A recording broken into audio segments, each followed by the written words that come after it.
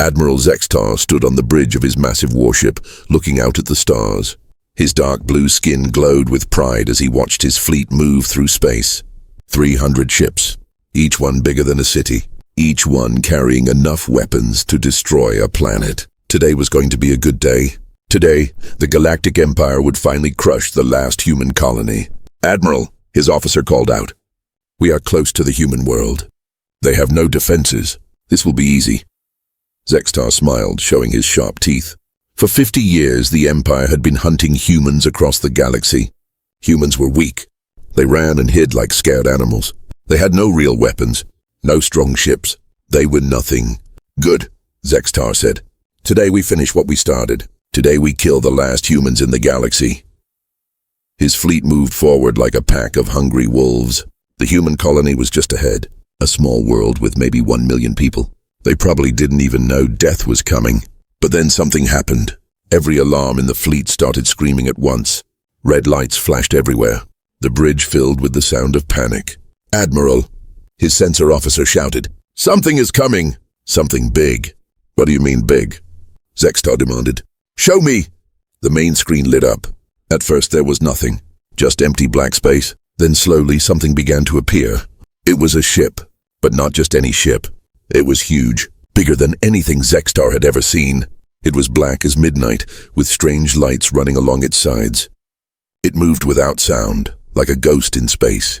"How big is it?" Zextar whispered. "Sir," the officer's voice shook. It's bigger than our biggest ship. Maybe bigger than 10 of our ships put together." The bridge went quiet.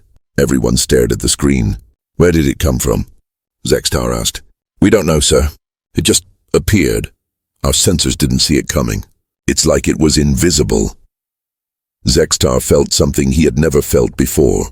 Fear. Cold, sharp fear that cut through his body like a knife. "What race built this?" he asked. "Is it from the Zor Empire? The Crystal People?" "Sir," the sensor officer looked confused. The computer says it's human." "Impossible," Zextar roared. "Humans don't have ships like this. Humans have nothing. They are weak." But the computer didn't lie. The ship was human. Somehow, the weak, pathetic humans had built something that made the Empire's best ships look like toys. "Try to scan it," Zextar ordered. "I want to know everything about that ship." His crew worked fast. They pointed every sensor at the mysterious ship. But something strange happened. Every time they tried to scan it, their computers crashed. The ship seemed to be protected by technology they didn't understand. "Sir, we can't get a reading. Every time we try, our systems shut down." Zextar stared at the ship. It just floated there in space, not moving, not threatening, just waiting. "Send a message," he said. "Tell them to surrender or we will destroy them." The communication officer sent the message. They waited, no answer. "Send it again." Again, nothing. The human ship just waited in space like a sleeping giant. "Admiral," one of his captains called on the radio. "What are your orders? Do we attack?" Zextar looked at his fleet. 300 warships. The most powerful fleet in the galaxy. Against one ship. One human ship. But something about this ship made his skin crawl.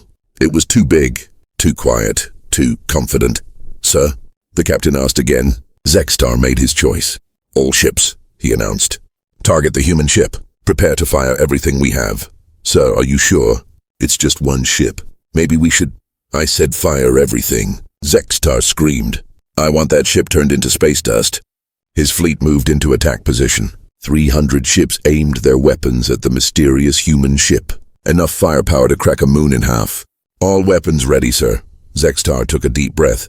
This was it. Time to show these humans who ruled the galaxy. Fire! Space exploded with light. Thousands of laser beams shot out from the Empire ships. Red death rays that could melt metal and vaporize rock.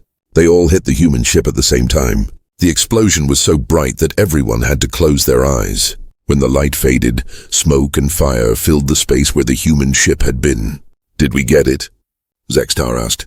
"Scanning now, sir." The smoke slowly cleared. And there, in the middle of all that destruction, was the human ship.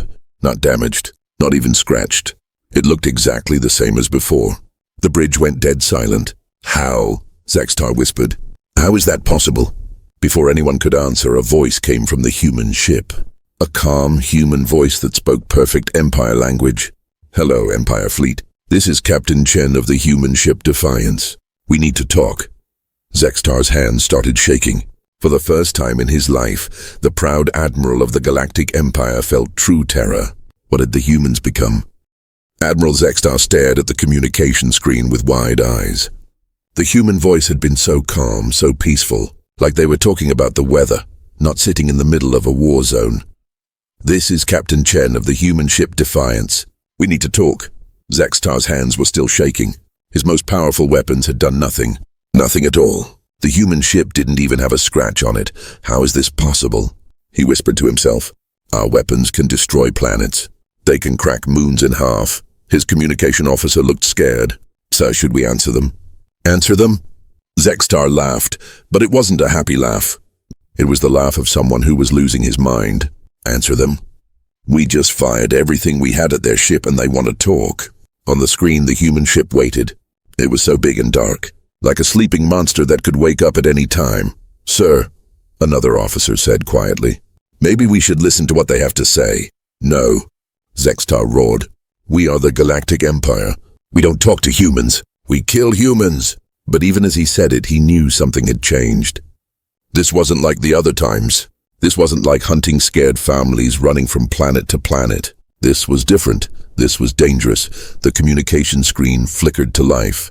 Without anyone pressing any buttons, the human captain appeared on the screen. She was a woman with dark hair and tired eyes. She looked like she had seen too much pain in her life.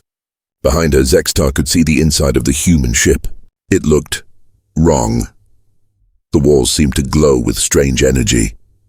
The technology looked like nothing he had ever seen before. "Hello, Admiral," Captain Chen said. Her voice was still calm, but there was something cold in her eyes. "My name is Sarah Chen. I think it's time we had a conversation." "I don't talk to humans." Zextar spat. "I kill them." Captain Chen smiled, but it wasn't a nice smile. "Yes, you do. You've been killing us for 50 years. You destroyed our colonies. You hunted our children. You turned us into refugees running through space like scared animals." "Good," Zextar said. "That's what you deserve." "Maybe," Captain Chen said. "But here's the thing, Admiral. We're done running." Something in her voice made Zextar go quiet.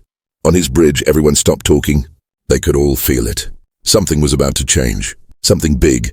"For 50 years, Captain Chen continued, you chased us across the galaxy. Every time we built a home, you found us.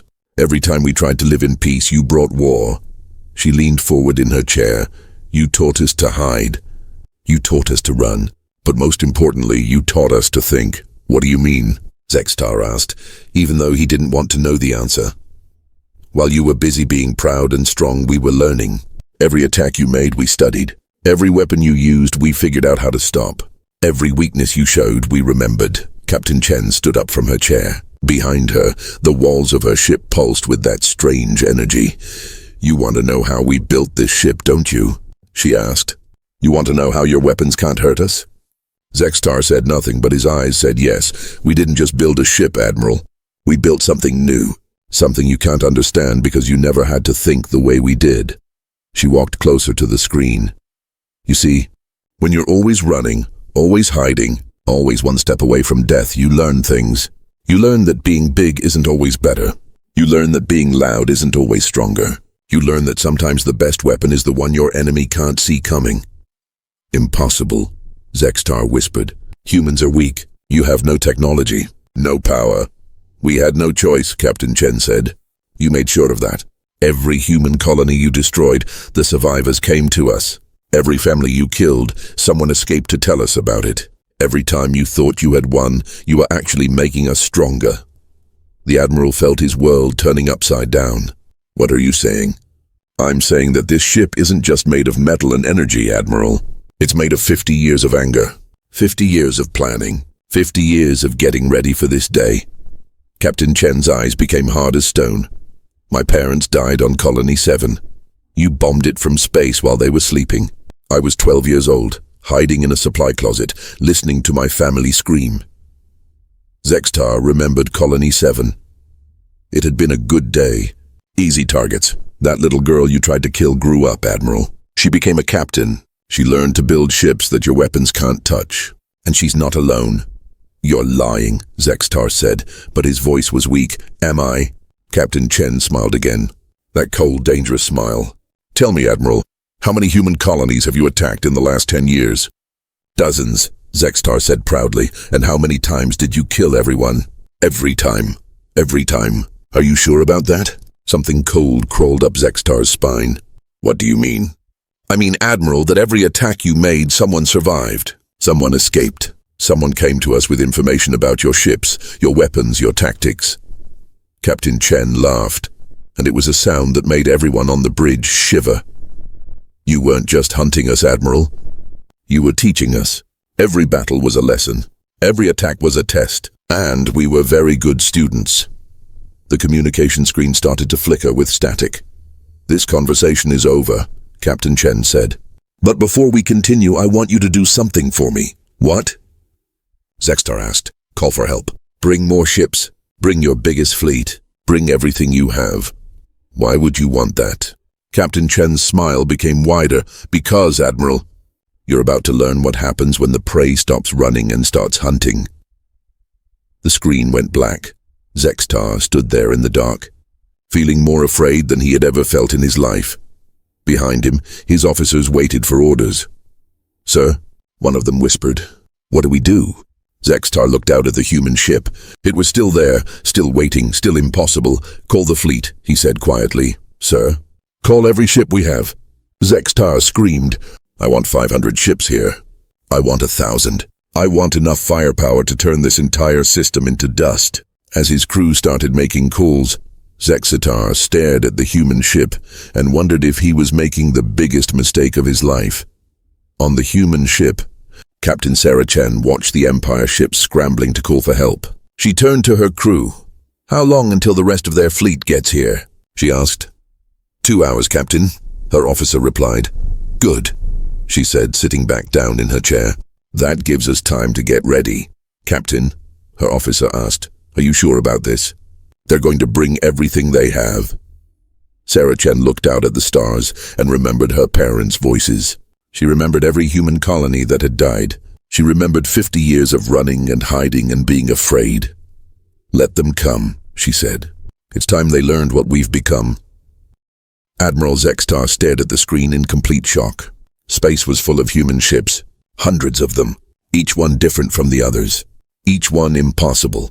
Some ships looked like they were made of living crystal that pulsed with inner light.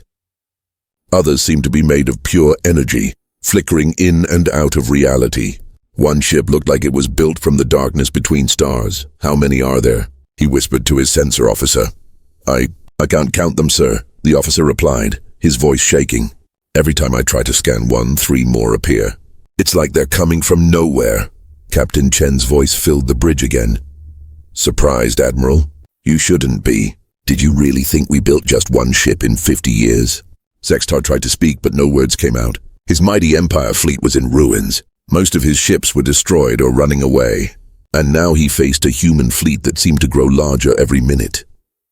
Let me tell you a story, Captain Chen continued, about what really happened to all those colonies you destroyed. On the screen, Captain Chen stood in front of a window. Behind her, Zextar could see the human fleet spreading out like a dark cloud. Colony 7. You remember it, don't you? My home. You bombed it from space while people slept. We killed everyone, Zextar said weakly. Almost everyone, Captain Chen corrected. But not everyone. A few hundred people escaped in small ships. Children mostly. Kids who lost their families and had nowhere to go. She walked closer to the screen. Those children grew up, Admiral. They grew up angry. They grew up smart. And they met other survivors from other colonies you destroyed. Impossible, Zextar whispered. We checked. We always made sure. You made sure you couldn't see any big ships leaving. But you never looked for the small ones. The cargo ships, the mining vessels, the little family boats that could hide behind asteroids. Captain Chen smiled, that cold, dangerous smile. Every colony you attacked, someone escaped. Every family you killed, a few members got away. Every victory you celebrated, we were there, watching, learning. Around the human fleet, Space itself seemed to be bending and twisting. The stars looked wrong, like they were being seen through water. We found each other, Admiral. All of us survivors, all of us homeless, all of us with nothing left but anger and the need to make sure this never happened again. Where did you go? Zextar asked. Where did you hide? We didn't hide on planets, Captain Chen said. Planets can be found. Planets can be bombed. Instead, we went to the dark places, the empty spaces between stars, the cold areas where nothing lives. She gestured to her fleet. We built our ships in the void, Admiral, in places so cold and dark that your senses couldn't find us. We used materials that don't exist on normal worlds. We learned to think in ways that normal people can't. What kind of materials? Zextar whispered, though he wasn't sure he wanted to know. Dark matter, quantum foam, the fabric of space itself. We learned to build ships from the universe's dreams and nightmares. As if to prove her point, one of the human ships seemed to fold in on itself and disappear, only to reappear behind a group of fleeing Empire vessels. Every year our fleet grew. Every year we became stronger. Every year we learned new things that your science said was impossible. Captain Chen turned back to face the screen directly, and every year we watched you. We studied your ships. We learned your tactics. We figured out your weaknesses. You were spying on us? We were everywhere, Admiral. Do you remember all those merchant ships that visited your worlds? The cargo vessels that brought supplies to your fleets? The repair crews that fixed your stations? Zextar's blood turned cold. Some of those were us. Humans with changed faces, selling you food and fuel while we studied your technology. You never suspected because you thought we were all dead or running scared. How long? Zextar asked. 20 years, Admiral. For 20 years we've been preparing for this day. Building ships, training crews, learning everything we could about you. The human fleet began to move, but they didn't move like normal ships. They flowed through space like schools of fish, perfectly coordinated, perfectly deadly. Now comes the interesting part, Captain Chen said. You see, Admiral, we're not here to destroy your empire. We're here to do something much worse. What do you mean? We're going to give your people a choice. The human ships spread out in all directions. Some headed toward the Empire colony world nearby. Others disappeared into the darkness, heading for distant stars. What choice? Zextar demanded. Every world in your empire is about to receive a message. The same message. From us. On his communication board, Zextar could see signals being sent to every corner of the galaxy. The human ships were broadcasting something to every Empire world at once. What are you telling them? Captain Chen's eyes glowed brighter.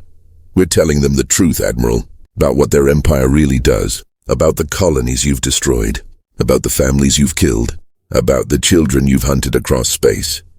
They won't believe you, won't they? We have recordings, Admiral. Video from every colony you attacked, pictures of every ship you destroyed, the voices of every child who died screaming for help. Zextar felt sick. But more than that, Captain Chen continued, we're giving them a choice. Any world that wants freedom can have it. Any people who want to leave the Empire can come with us.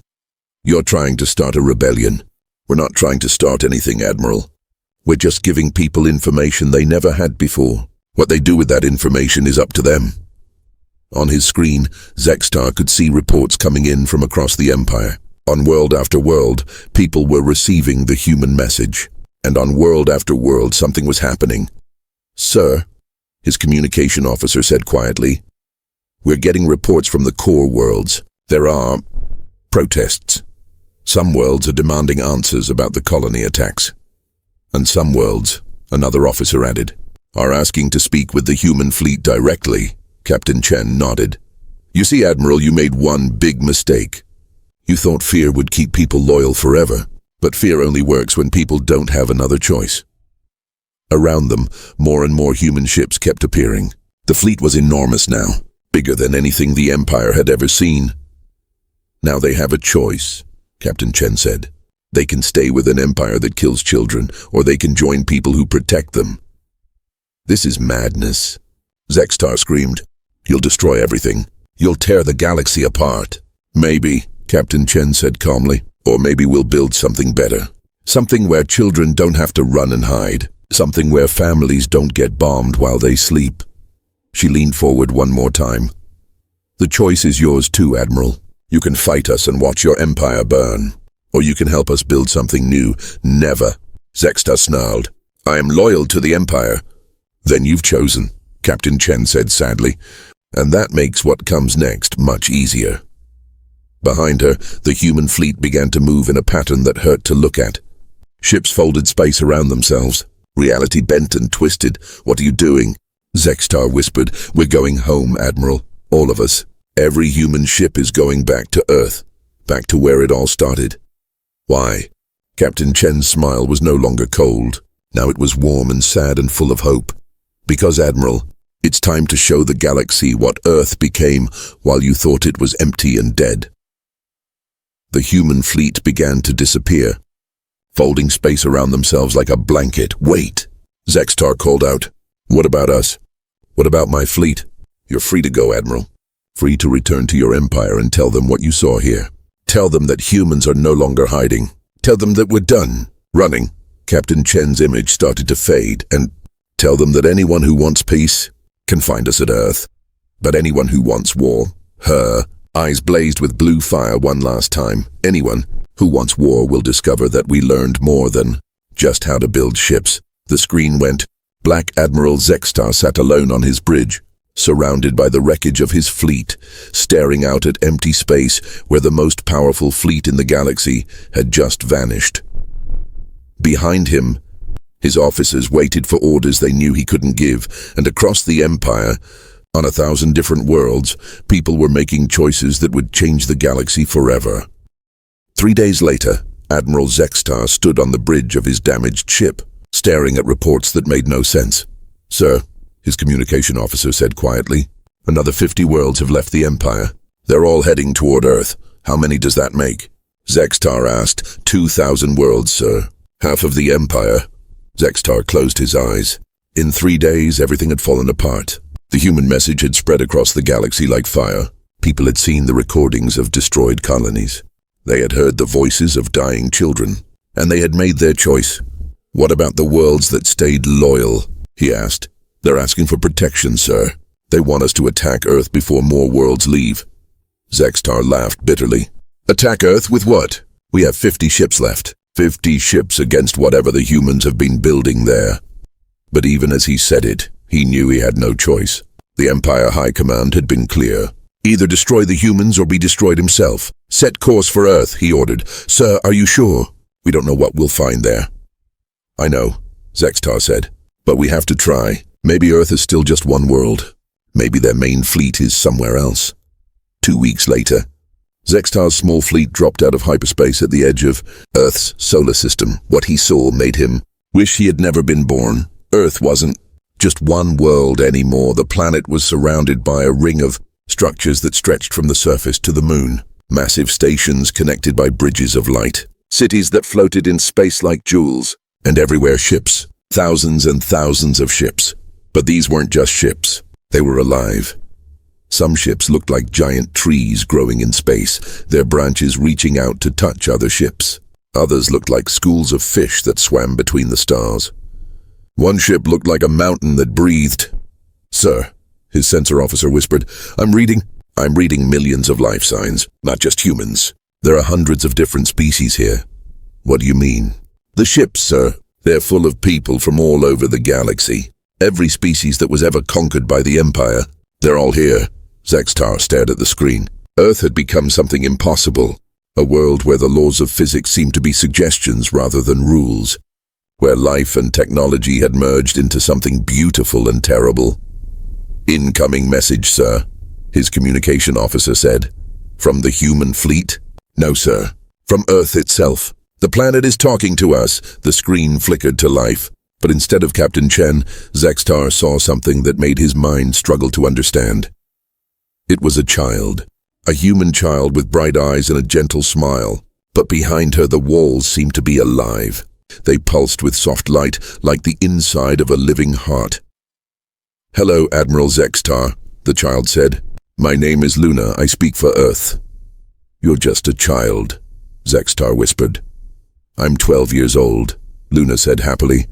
The same age Captain Chen was when you destroyed her home. How do you know my name? We know lots of things, Admiral. We know you've come to destroy us.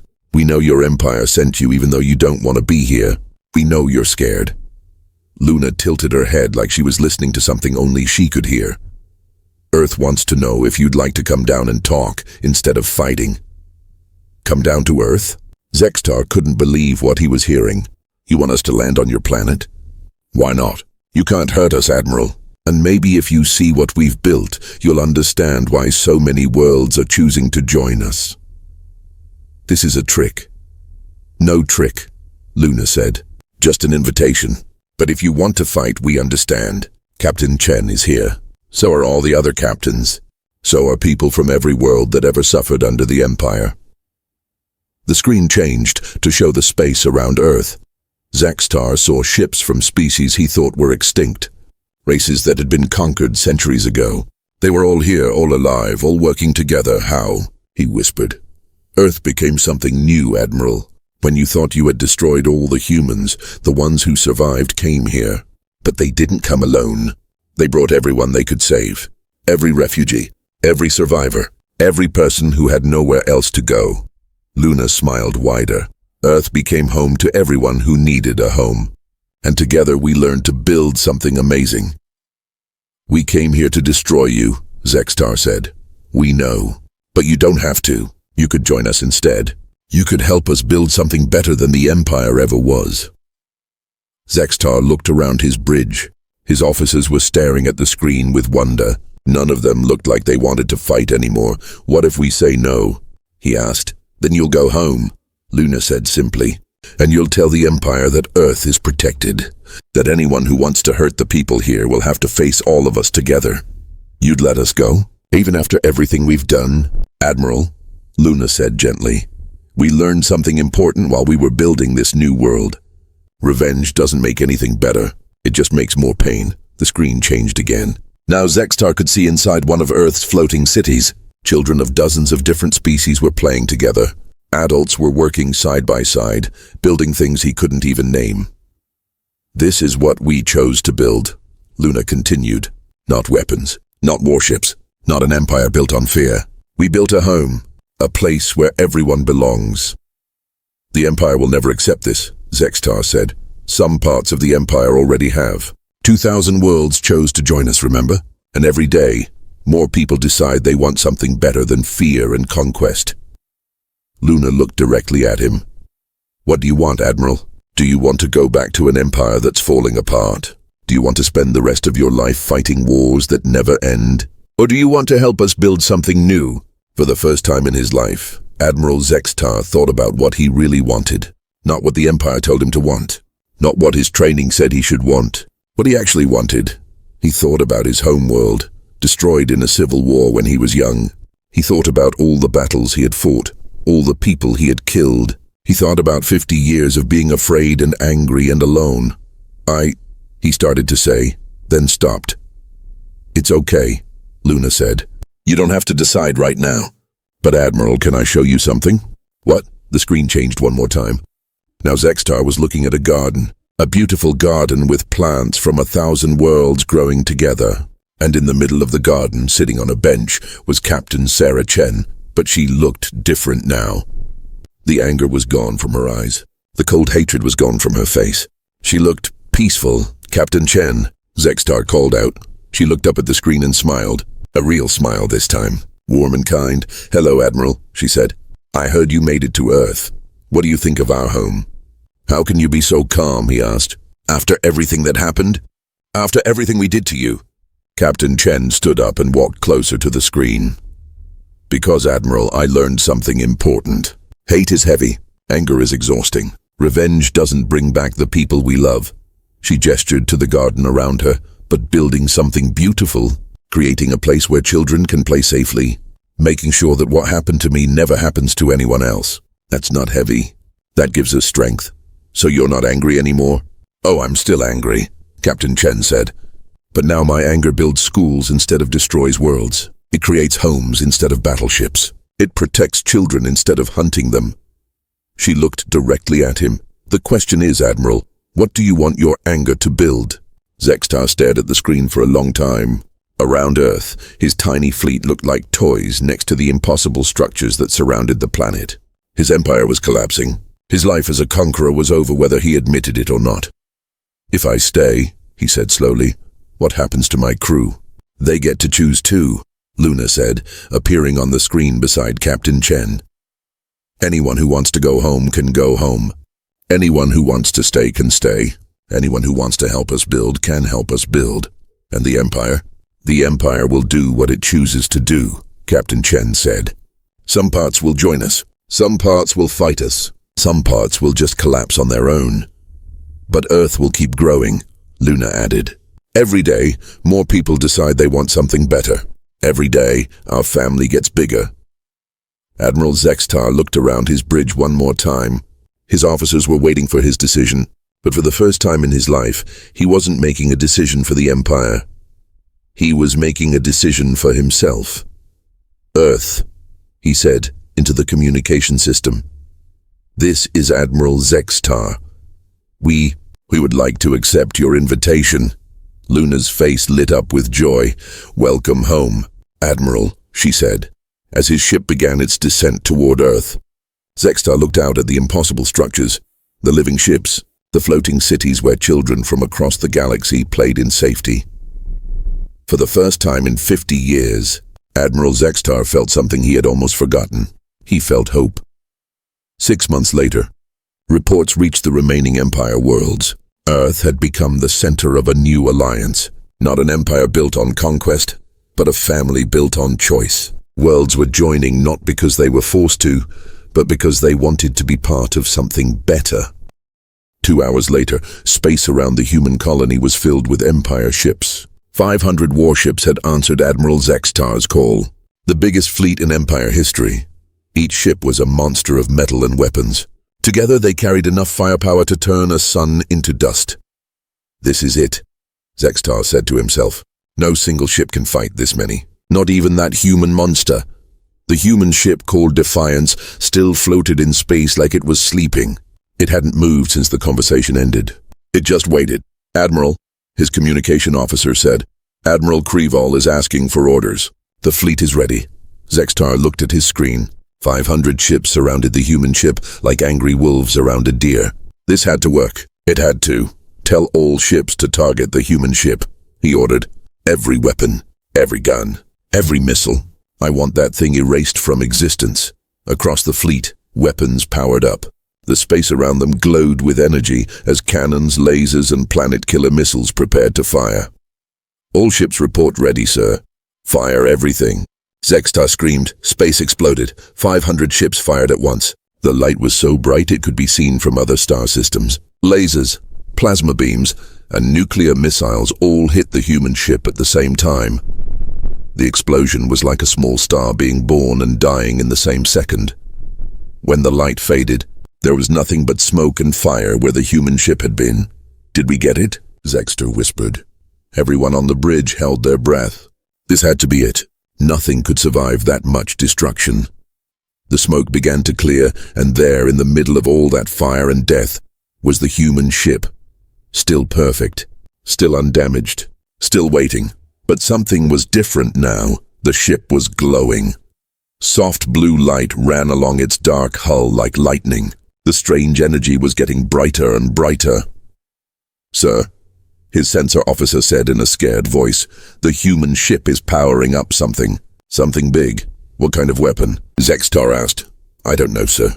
Our computers can't identify it. It's like nothing we've ever seen before." On the Empire ships, alarms started ringing. Warning lights flashed everywhere. Then Captain Chen's voice came over all the communication channels at once. "Hello again, Admiral. Thank you for bringing friends. Now you can all watch what happens when you push humans too far." The human ship started to move, but it didn't move like other ships. It flowed through space like water, like it was dancing instead of flying. It spun and twisted in ways that should have been impossible. "All ships, attack formation," Zextar shouted. "Destroy that ship!" The Empire fleet tried to surround the human ship, but it was too fast, too strange. It moved between their attacks like it knew where they were going to shoot before they did. Then the human ship fought back. But it didn't fight the way other ships fought. Instead of normal weapons, beams of pure energy shot out from the Defiance. But these beams didn't just destroy things, they changed them. The first Empire ship that got hit didn't explode. Instead, it started to bend and twist like it was made of soft metal. The hull folded in on itself until the ship became a small ball of twisted steel. "What kind of weapon is that?" someone screamed. The second ship got hit by a different beam. This one turned the ship's hull into glass. The crew inside could be seen floating around, but the ship couldn't move or fight. A third ship got hit by a beam that made it freeze solid. Ice covered the hull so fast that the ship became a giant ice cube floating in space. "This is impossible," Zextar shouted. "Weapons can't do things like this." But the human ship kept fighting in ways that broke every rule of war. One Empire ship tried to ram the Defiance. The human ship simply became see-through, and the Empire ship flew right through it like it was made of air. Another group of ships tried to trap the Defiance with energy nets. The human ship absorbed the energy and used it to make itself bigger and stronger. "Sir," his weapons officer said, "our attacks aren't working. Every time we hit them, they use our own power against us." Zextar watched in horror as his mighty fleet was torn apart by one ship. Ships that had conquered worlds were being destroyed by weapons that shouldn't exist. "How are they doing this?" he whispered. As if she could hear him, Captain Chen's voice came over the communication system again. "You want to know our secret, Admiral? You want to know how we learned to fight like this?" On the screen, Captain Chen appeared again, but now she looked different. Her eyes were glowing with the same blue energy as her ship. "You taught us to think differently," she said. "While you were building bigger guns, we were learning to think about space and time in new ways." An Empire ship exploded in the background as she talked. "You see, Admiral, when you're always running, always hiding, you learn that there are other ways to be strong. You learn that the universe has rules you never thought about." Another ship turned into twisted metal. "We learned to bend space. We learned to control time. We learned to turn your own attacks into our weapons." "That's impossible," Zextar screamed. "Physics doesn't work that way." Captain Chen smiled that cold smile again. "Your physics don't work that way. But we learned new physics. We learned the physics of people who refused to die." Half of Zextar's fleet was gone now. Ships were running away in terror, but the human ship was everywhere at once. It appeared behind fleeing ships like a ghost. "Every colony you destroyed taught us something new," Captain Chen continued. "Every family you killed made us think harder.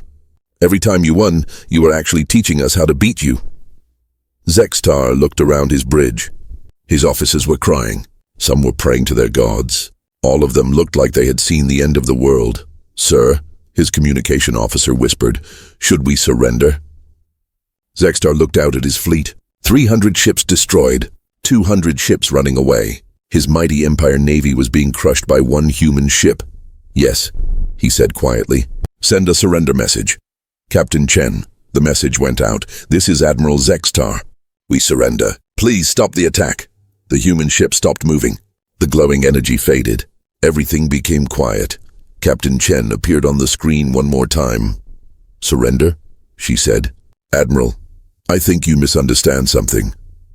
Her eyes were still glowing with that strange blue light. "We're not here to accept surrenders. We're not here to conquer your empire. We're here to send a message." "What message?" Zextar whispered. "The message is simple, Admiral. Humans are no longer prey. We are no longer the ones being hunted." Behind her, the stars seemed to shimmer and bend.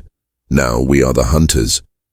Suddenly, space around the human ship began to change. The darkness started to move and shift like water, and then one by one more human ships began to appear. Not just one or two ships, dozens of ships, hundreds of ships, each one different, each one impossible, each one glowing with the same blue energy that could break the rules of reality. Admiral Zextar fell into his chair and stared at the screen in complete terror. "How many ships do you have?" he whispered. Captain Chen looked directly at him through the screen. "Enough," she said. The human fleet spread out across space like a dark cloud. Ships that looked like they were made of crystal. Ships that seemed to be alive and breathing. Ships that flickered in and out of existence like they were only half real. 50 years ago you started hunting us," Captain Chen said. Today we finish it.